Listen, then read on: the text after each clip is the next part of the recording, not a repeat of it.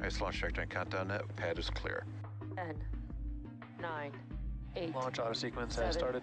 6, 5, 4, 3, 2, 1. Go for launch.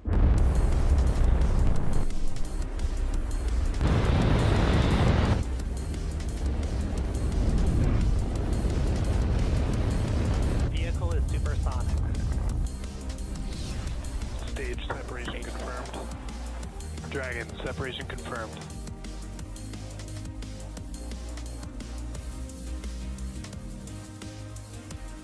Stage 1 is transonic. Landing legs have deployed. And Falcon 9 has landed.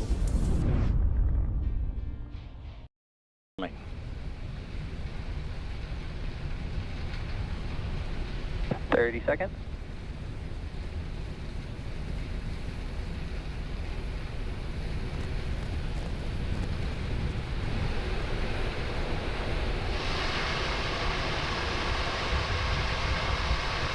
Seconds. T-minus 10, 9, 8, 7, 6, 5, 4, 3, 2, 1. Ignition, engine full power, and liftoff. Go SpaceX, go Falcon.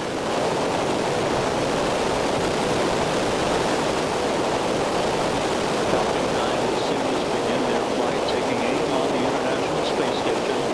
Pitch and roll program are in. Falcon 9 parking out to the northeast. Ability gear pressure button.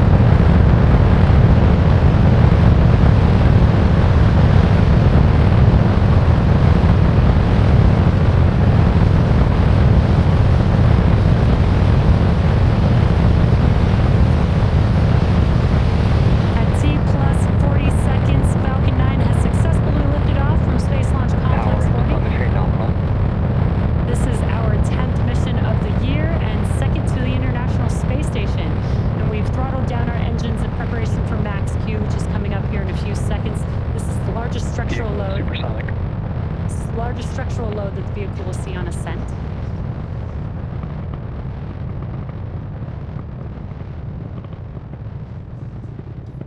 Max Q. And great news, we've passed through Max Q and are throttling those engines back up. Next up will be 5 events in rapid succession. That will be main engine cutoff, stage separation, second engine start, or SES-1, the boost back burn startup on the first stage, and fairing separation.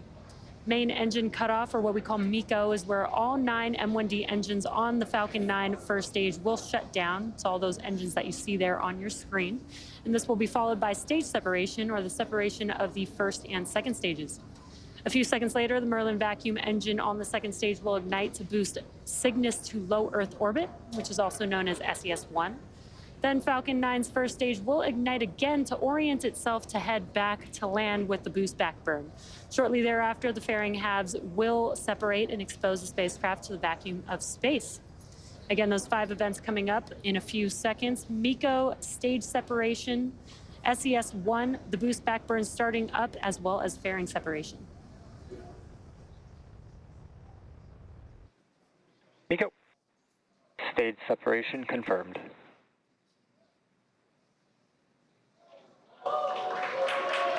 And back ignition. Stage 1 boost back startup. And there we've had MECO, stage separation, the MVAC engine on the second stage ignited, as well as the boost back burn starting up on the first stage vehicle. And some awesome views there on your screen. On your left-hand side is a view from the first stage. On your right-hand side, a view from the second stage.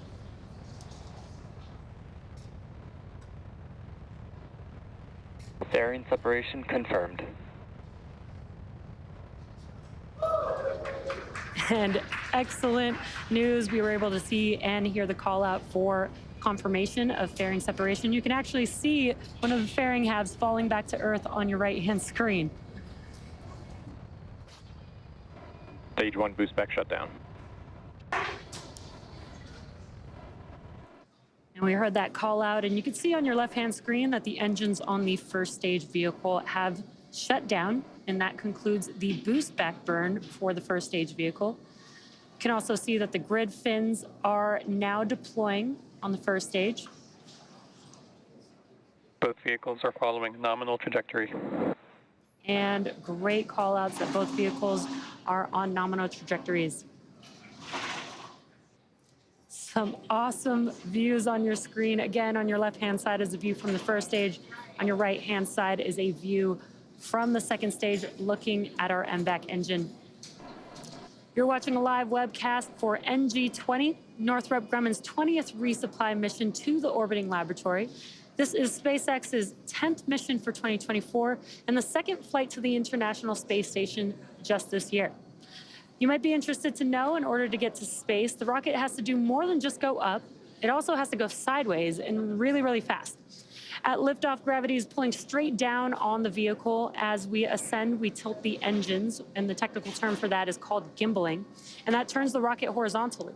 Now, we are still going up, but we are now also heading horizontally away from the launch pad, and that's what we call a gravity turn.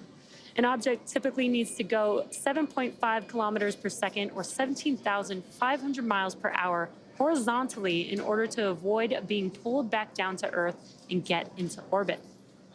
And that is exactly what this vehicle just performed. And on your left-hand side, again, is the first stage making its way back down to Earth. Today, we do have a land landing, so we do require 3 burns in order for it to make its way back to its landing zone. We've already completed the boost back burn for the vehicle as it oriented itself heading back towards land. Next up will be the entry burn, and that's where 3 of the Merlin engines will reignite. This helps to slow the vehicle down as it re-enters the upper parts of the Earth's atmosphere. And then will be followed by the last burn, which is the landing burn. That's a single engine burn that brings the vehicle speed down rapidly in order to touch down back on Earth. And a really cool view of that first stage vehicle from our ground tracking camera. That looks amazing.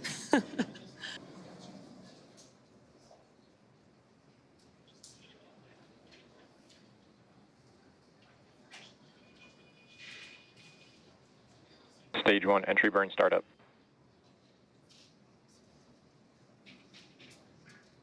We just heard that call out, and you can see on your left-hand screen that the engines on the first stage vehicle have reignited. It's just about a 17-second burn. Stage 1 entry burn shutdown. And Stage awesome, 1 FTS has saved. awesome tracking view of our first stage vehicle. As you can see that the entry burn has concluded. And the first stage vehicle continues to make its way back down to Earth. Both vehicles continuing on a nominal trajectory. And this is an incredible view that we are getting of the first stage vehicle heading back to land. Right now it's using its 4 grid fins to guide Stage 1 transonic. the vehicle during its descent. And this is amazing. You can see those 4 grid fins deployed. What a view that we Stage 1 have. landing burn. And you can see that the landing burn has begun for the vehicle. Let's watch as Falcon 9 touches back down on land.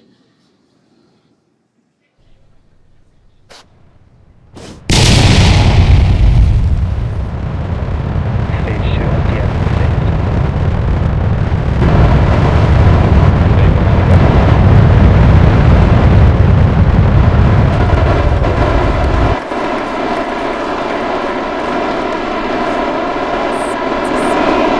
Falcon has touched down. This booster just completed its 10th flight and the 268th successful landing of an orbital class rocket, including both Falcon 9 and Falcon Heavy boosters. That was such an incredible view to watch. Now, next up is SECO for the second stage. That's where we will shut down this MVAC engine. Nominal orbit insertion. And great news, we heard that call out for SECO 1 as well as confirmation of good orbit. At T plus 9 minutes and 15 seconds into the mission, the second stage has one last major task, commanding separation of the Cygnus spacecraft just a few minutes from now. For those of you just tuning in, you're watching a live webcast for NG-20, Northrop Grumman's 20th resupply mission to the International Space Station. This is SpaceX's 10th mission for 2024 and second flight to the International Space Station this year. And for those of you following along, you'll know that Cygnus will be joining two SpaceX Dragon spacecraft that are already docked at station as part of the Crew 7 and Axiom 3 missions. Crew 7 docked with the space station in August of last year, and Axiom 3 arrived earlier this month on January 20th. We are getting some incredible views. Again, what you're seeing on your screen is a view from the second stage looking aft at our MVAC engine. And you can see today that we are flying a shorter nozzle. And there you can see that shorter nozzle there on your screen. Both Northrop Grumman and SpaceX have a long history of supporting the International Space Station with cargo missions like today's. SpaceX's first commercial resupply services, or CRS mission, CRS-1, launched in 2012 and made history by restoring America's capability to deliver and return cargo to the station. The Cygnus spacecraft has been visiting the International Space Station since 2013, and the first Cygnus CRS mission, Orb-1, launched in 2014. Cygnus has delivered more than 138,000 pounds of equipment, science experiments, and supplies to sustain the International Space Station's astronauts under NASA's Commercial Resupply Services contract. Following separation, Cygnus will have a nearly 40-hour transit to the space station, where the station's Canadarm2 will grapple Cygnus, and the spacecraft will attach to the Unity module's Earth-facing port for cargo unloading by the Expedition 70 crew. If you're just now joining us, you are watching the NG-20 mission carrying the Cygnus spacecraft currently attached to our Falcon 9 second stage, awaiting separation coming up here in a few Cygnus seconds. deploy confirmed. And an incredible view. You can see the Cygnus spacecraft drifting away from Falcon 9's second stage, confirming successful spacecraft separation. The Cygnus spacecraft is now on its way to the International Space Station, expected to arrive in just under 40 hours at 3:20 a.m. Central Time. And that's going to wrap it up for me here in Hawthorne. Be sure to check out spacex.com/launches for a schedule of our upcoming missions. In the meantime, Rob, what's next for Cygnus? Jesse, thanks very much. Great ride into orbit for Cygnus, and I must tell you that the flight controllers here in the International Space Station Flight Control Room were simply mesmerized by that great video of the first stage landing, following its job to deliver Cygnus on its way to orbit. Joining me now on the phone here in Mission Control in Houston is Jeff Arend, the manager for the Systems and Integration Office for the International Space Station program. Jeff, welcome in with us today. Yeah, Rob, thanks for having me. Yeah, it's always good to talk with you. Jeff, a pretty significant day. How significant for the program was today's launch as SpaceX and Northrop Grumman collaborated to send Cygnus on its way to the station?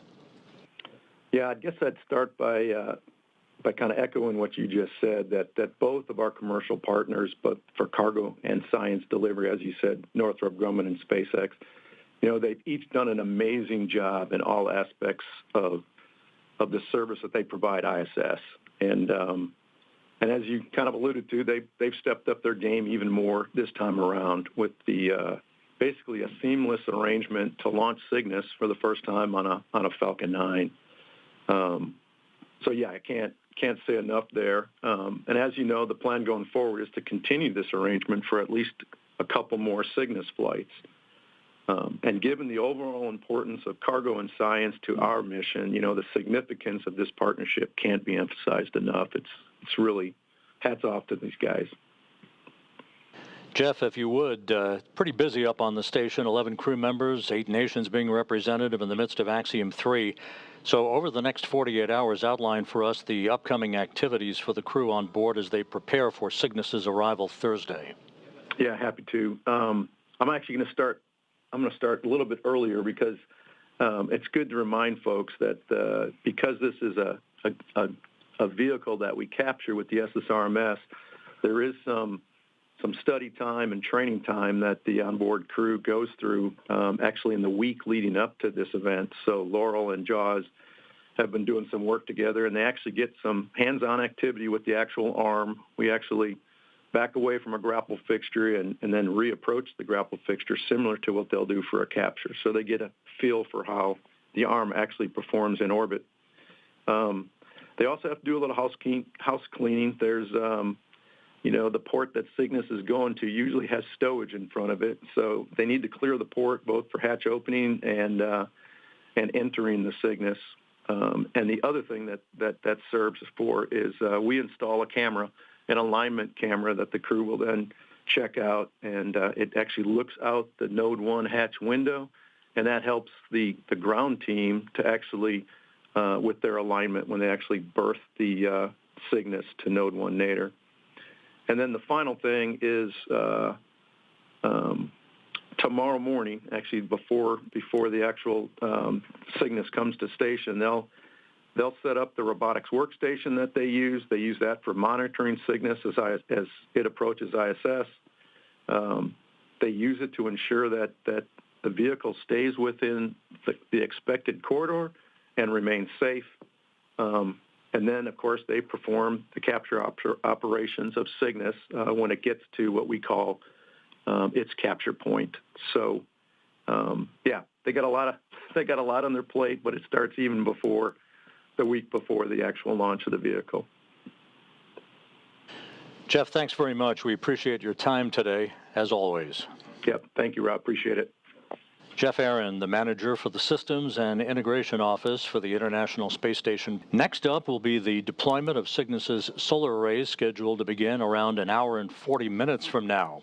That critical milestone will take about 30 minutes to complete, and once the arrays are deployed, we'll provide an update on the station blog with the latest news. From this point on, Northrop Grumman flight controllers at their Mission Operations Center in Dulles, Virginia, will be monitoring Cygnus's flight to the International Space Station, along with flight controllers here in Houston. They'll work in tandem early Thursday as Cygnus arrives in the neighborhood of the orbital outpost. With that, we're going to wrap up our coverage of the launch of Northrop Grumman's 20th Commercial Resupply Services mission. Cygnus now on course to be captured at about 3:20 a.m. Central Time, 4:20 a.m. Eastern Time Thursday morning. Live coverage of rendezvous and capture will begin at 1:45 a.m. Central Time, 2:45 a.m. Eastern Time, followed by coverage of Cygnus's installation to the station at 4:45 a.m. Central, 5:45 a.m. Eastern Time.